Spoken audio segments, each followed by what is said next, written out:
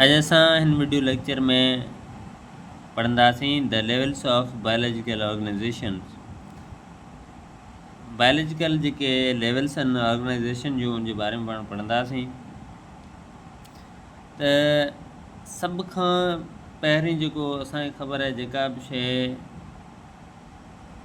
मायो रखे थी ऐं जाइ वालारे थी उनखे असां मैटर चऊं था। हाणे मैटर जेका आहे उहा एटम्स जो ठहियलु आहे ऐं एटम्स जेके आहिनि अगेन जेके आहिनि उहे सब एटॉमिक पार्टिकल्स जा ठहियलु आहिनि। हाणे एटॉमिक लेवल फॉर ऑर्गेनाइजेशन, हाणे असांखे ख़बर आहे त एटम्स जेके आहिनि उहे सब एटॉमिक पार्टिकल्स जा ठहियलु आहिनि। सभई मादा अंसरनि जा ठहियलु आहिनि जेके एटमनि ते मुश्तमिल हूंदा आहिनि ऐं एटम वरी नंढड़नि ज़रड़नि इलेक्ट्रॉन प्रोटॉन ऐं न्यूट्रॉन जा ठहियलु हूंदा आहिनि। हाणे जेके बि जेको मैटर जूं स्टेट्स आहिनि, मादे जूं जेके हालतूं आहिनि, उहो सॉलिड हुजे, लिक्विड हुजे, गैस हुजे, उहे सभु जूं सभु छा जूं ठहियलु आहिनि, उहे एटम्स जूं ठहियलु आहिनि। ऐं एटम्स जेके सब एटॉमिक पार्टिकल्स जा ठहियलु आहिनि ऐं सब एटॉमिक पार्टिकल्स कहिड़ा कहिड़ा आहिनि, प्रोटॉन, न्यूट्रॉन एंड इलेक्ट्रॉन। हाणे प्रोटॉन जेको आहे उन ते हमेशह पॉजिटिव चार्ज हूंदी आहे, न्यूट्रॉन ते का बि चार्ज न हूंदी आहे, इलेक्ट्रॉन ते नेगेटिव चार्ज हूंदी आहे। काइनात में 100 खां वधीक क़िस्म जा अंसर मौजूदु आहिनि। उन्हनि मां 16 अंसर हयात अंसरनि सॾजनि था जेके ज़िंदगी जे जाइप ऐं अवसर लाइ ज़रूरी हुजनि था। उन्हनि मां 6 सिर्फ़ु अंसर जहिड़ो carbon, hydrogen, oxygen, nitrogen, sulphur, phosphorus हयात जा बुनियादी अंसर सॾजनि था। हाणे असांखे ख़बर आहे त जेके बि एलिमेंट्स आहिनि उन्हनि मां 16 जेके आहिनि उहे बायोलॉजिकल एलिमेंट्स सॾिबा आहिनि। हाणे उन्हनि 16 मां 6 एलिमेंट्स जेके आहिनि उहे तमामु इम्पॉर्टेंट आहिनि, तमामु अहम आहिनि। उन्हनि में कार्बन आहे, हाइड्रोजन, ऑक्सीजन, नाइट्रोजन, सल्फर ऐं फास्फोरस, इहे जेके आहिनि तमामु अहम एलिमेंट्स। हाणे एटॉमिक लेवल जेका आहे उहा असां पार करे छॾी आहे। असां हाणे वधूं था नेक्स्ट लेवल ॾांहुं। हाणे molecular level of organisation. Atom पाण में मिली करे मॉलिक्यूल ठाहिनि था। जॾहिं एटम मिलंदा आहिनि त छा ठहंदो आहे, मॉलिक्यूल ठहंदो आहे। जानदारनि जे जिस्म में जेके मॉलिक्यूल ठहंदा आहिनि उन्हनि खे असां ऑर्गेनिक मॉलिक्यूल चवंदासीं, यानी नामियाती मॉलिक्यूल। ऐं उन्हनि खे उहे मॉलिक्यूल्स जेके जानदारनि जे जिस्म में ठहनि था उन्हनि खे बायो मॉलिक्यूल्स या बायोलॉजिकल मॉलिक्यूल्स पिणु चइबो आहे। ही केतिरनि ई क़िस्मनि ऐं पेचीदगियुनि जा आहिनि। उन्हनि खे 2 क़िस्मनि में विरहायो वियो आहे, हिकु नंढा हयातियाती मादा ऐं ॿिया वॾा हयातियाती मादा। हाणे जेके बि इहे मॉलिक्यूल्स आहिनि, बायो मॉलिक्यूल्स आहिनि, हिननि खे 2 कैटेगरीज़ में रखियो वियो आहे। हिकिड़ा आहिनि नंढड़ा, उन्हनि खे माइक्रो मॉलिक्यूल्स चऊं था, ऐं ॿिया आहिनि वॾा, उन्हनि खे असां मैक्रो मॉलिक्यूल्स चऊं था। हाणे माइक्रो मॉलिक्यूल्स उहे मॉलिक्यूल्स आहिनि जेके गॾिजी करे जेके वॾा मॉलिक्यूल्स आहिनि उन्हनि खे ठाहिनि था। मिसाल तौरु हाणे असांजा जेके बायोलॉजिकल मॉलिक्यूल्स आहिनि उहे कहिड़ा कहिड़ा आहिनि, प्रोटीन, कार्बोहाइड्रेट, लिपिड ऐं न्यूक्लिक एसिड्स। हाणे इहे जेके बायो मॉलिक्यूल्स आहिनि इहे आहिनि मैक्रो मॉलिक्यूल्स। हाणे हिननि खे ठाहिण वारा जेके नंढड़ा मॉलिक्यूल्स आहिनि उन्हनि खे माइक्रो मॉलिक्यूल्स या सब यूनिट्स ऑफ मैक्रो मॉलिक्यूल्स चई सघूं था। हाणे प्रोटीन जो, कार्बोहाइड्रेट जो, लिपिड जो ऐं न्यूक्लिक एसिड जो। हाणे न्यूक्लिक एसिड्स आहिनि जीअं DNA ऐं RNA, उनजो जेको सब यूनिट आहे उहो आहे, या माइक्रो मॉलिक्यूल्स चऊं उहो आहे न्यूक्लियोटाइड। कार्बोहाइड्रेट्स जेके आहिनि उन्हनि जो आहे ग्लूकोज। प्रोटीन जेके आहिनि उन्हनि जो अमीनो एसिड्स आहिनि, ऐं फैट्स जेके आहिनि, लिपिड्स जेके आहिनि उन्हनि जो फैटी एसिड्स आहिनि। त ही असां मालिक्यूलर लेवल जेका आहे उहा असां पार करे छॾी आहे। हाणे असां वधूं था नेक्स्ट लेवल ॾांहुं, सेल्युलर लेवल ऑफ ऑर्गेनाइजेशन। हाणे हयातियाती मालिक्यूल जॾहिं हिक ॿिए सां सहकारी अंदाज़ में कमु कंदे हिकिड़ो पाणेठि जो माहौल ठाहींदा आहिनि त हिन खे प्रोटोप्लाज़म चइबो आहे। हाणे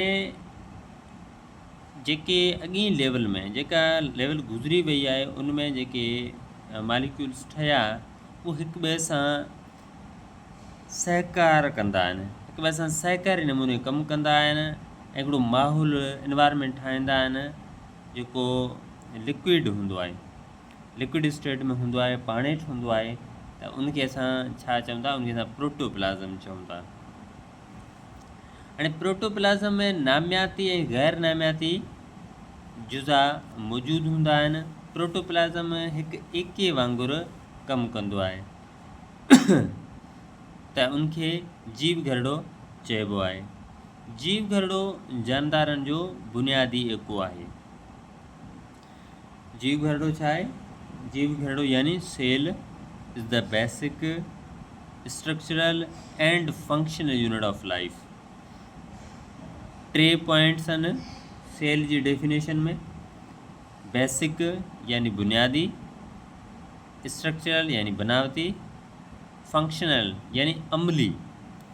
ये टे ई कमकार जेके आहिनि ज़िंदगी जी शुरूआति सेल खां थी आहे। सभई जानदार सेल्स जा ठहियल आहिनि ऐं उन्हनि में जेके बि कमकार थियनि था उन्हनि जो जेको सॼो सिस्टम निज़ाम जेको आहे उहो सेल जे अंदरि आहे।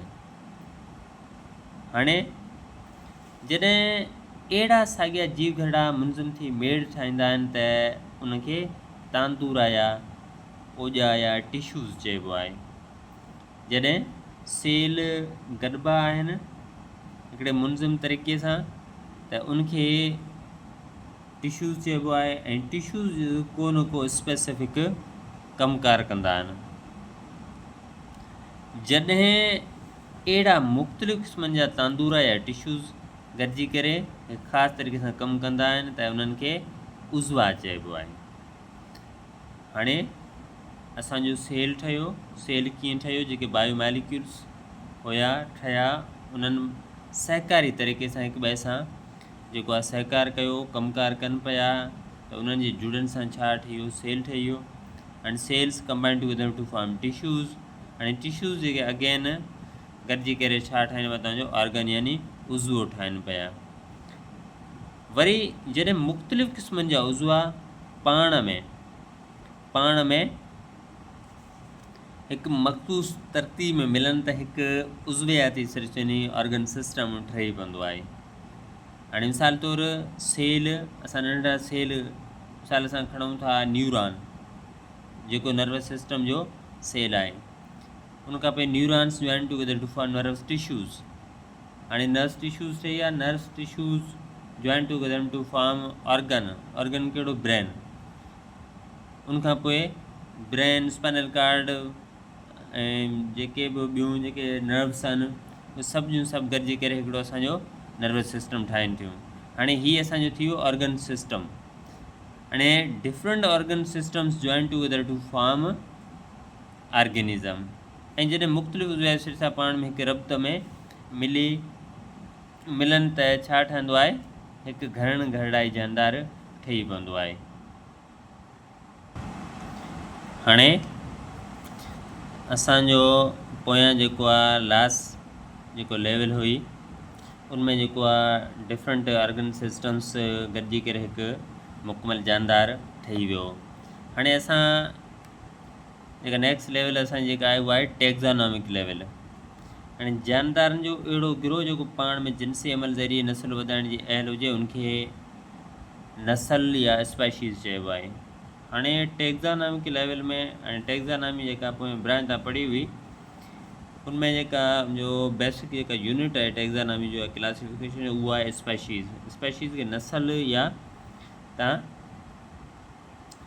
अहिड़ो गिरोह चई सघो था जेको आहे जिनसी अमल ज़रिए पंहिंजो नस्ल वधाए, पंहिंजो ख़ानदान वधाए, उनखे असां स्पेशीज़ चऊं था।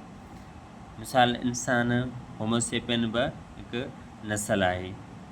सिंध में मिलंदड़ तोतो बि हिकु नस्ल आहे। हाणे डिफरेंट जेके आहिनि उहे स्पेशीज़ आहिनि। हिकु ई क़िस्म जी जेका स्पेशीज़ आहे उनजो जेको मेड़ आहे कंहिं मख़सूस इलाइक़े में रहे पियो थो त हुनखे असां पॉपुलेशन चवंदासीं, यानी आबादी। मिसाल तौरु को फॉरेस्ट आहे, उनमें जेके लॉयन्स रहनि पिया, डियर्स आहिनि, डिफरेंट बैट्स आहिनि या डिफरेंट प्लांट स्पेशीज़ आहिनि, उन्हनि जी हिकिड़ी पॉपुलेशन आहे।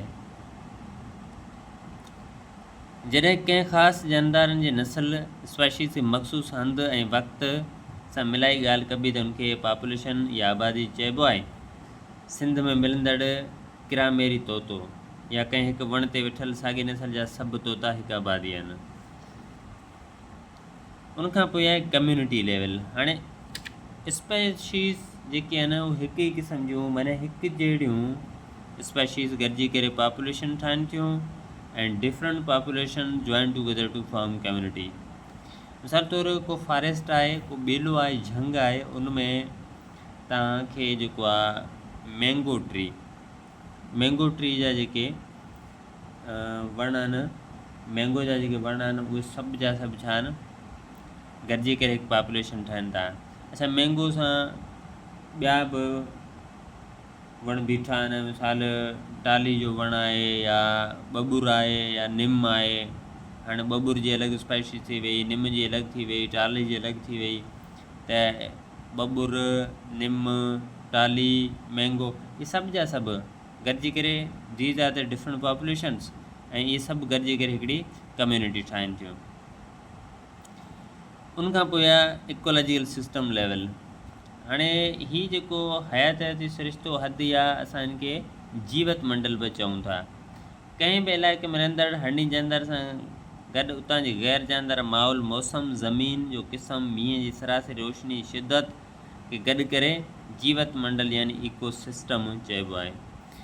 असां सवरी ॿोली में इहे सम्झूं था त जानदारनि ऐं गैर जानदारनि जे विच में उनजो जेको हिकिड़ो बाहिमी अमल आहे, जेके उहे हिक ॿिए ते असरअंदाज़ थियनि था, त उनखे चइबो आहे इकोसिस्टम।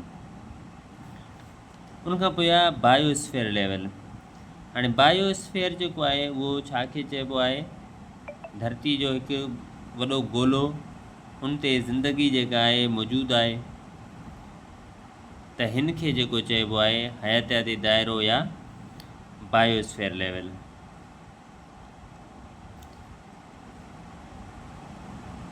उनखां पोइ असां वटि जेके आहिनि यूनिसेल्युलर ऐं मल्टी सेल्युलर ऐं कॉलोनियल ऑर्गेनाइज़ेशन्स आहिनि। हिन जे बारे में बि हीअ बि ॿ नंढा टॉपिक आहिनि, उनजे बारे में डिस्कस करे था छॾियूं। सभई हिकु जीव घड़े वारा जानदार ज़िंदगी जा समूरा अमल सर अंजाम ॾियनि था। उहे खाधो हज़म कनि था, साह खणनि था, नेकाल जो अमल कनि था, इंचुरपुर कनि था वग़ैरह। सभु कुझु हिकु ई घड़े अंदरि सादे नमूने सां सरंजाम ॾींदा आहिनि। बैक्टीरिया, अमीबा, पेरमेशियम, योगलिना हिकु जीव घड़े जा का मिसाल आहिनि। यूनिसेल्युलर ऑर्गेनाइज़ेशन में मुराद आहे का बि अहिड़ी रॉकेट साइंस कोन्हे त उहे जानदार जेके सिर्फ़ु हिकु सेल जा ठहियल आहिनि, हिकु ई जीव घड़े जा ठहियल, उन्हनि वटि हिकु ई जीव घड़ो आहे। उन हिकु ई जीव घड़े में उनजा सभु कमकार थियनि था। खाधो हज़म बि थिए थो, साह बि खणनि था, नेकाल जो अमल बि थिए थो, चुरपुर बि कनि था, सभु जा सभु कमकार कनि था। त उनखे असां छा चवंदासीं, यूनिसेल्युलर ऑर्गेनिज़म्स। उनखां पोइ कॉलोनियल ऑर्गेनाइज़ेशन। हाणे हीअ इंतिहाई अहम ॻाल्हि आहे जेका तव्हांखे सम्झणी आहे। कॉलोनियल ऑर्गेनाइज़ेशन यूनिसेल्युलर ऑर्गेनाइज़ेशन में डिफरेंट कहिड़ो आहे, उन डिफरेंस जे बारे में पाण ॻाल्हि कंदासीं। हिन खे कॉलोनियल ऑर्गेनाइज़ेशन खे सिंधीअ में चइबो आहे गॾियल रिहाइश। केतिरा ई हिकु जीव घड़ाई जानदार जेके गॾिजी हिकु बैठक या कॉलोनी ठाहींदा आहिनि, पर उन्हनि जे कमकार जो हिकु ॿिए ते आधार न हूंदो आहे। गॾियल तंज़ीम रिहाइश वारा हिकु जीव घड़ाई जानदार पंहिंजी आज़ादाणी हैसियत रखंदा आहिनि ऐं हू हिकु ॿिए ते न भाड़ींदा आहिनि ऐं कॾहिं बि घणनि जीव घड़ाई बनावट न ठाहींदा आहिनि। वॉलवॉक्स हिकु साहिल जी हिन क़िस्म जी तंज़ीम जो मिसाल आहे। हाणे कॉलोनियल ऑर्गेनाइज़ेशन यूनिसेल्युलर ऑर्गेनाइज़ेशन में डिफरेंस तव्हांखे सम्झ में अची वियो हूंदो उहो कहिड़ो डिफरेंस आहे? त यूनिसेल्युलर ऑर्गेनाइजेशन जेका आहे उनमें हिकु जीव घरड़े जा जानदार आहिनि, लेकिन उहे अकेला रहनि था।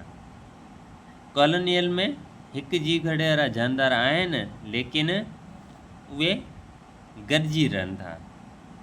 इहा थी वई हिकिड़ी ॻाल्हि। अच्छा, ॿी ॻाल्हि कहिड़ी? ॿी ॻाल्हि इहा आहे त उहे गॾिजी त रहनि था, लेकिन उहे हिक ॿिए ते असर अंदाज़ न थींदा आहिनि। हिननि जो जेको मिसाल आहे उहो कहिड़ो ॾिनो वियो आहे?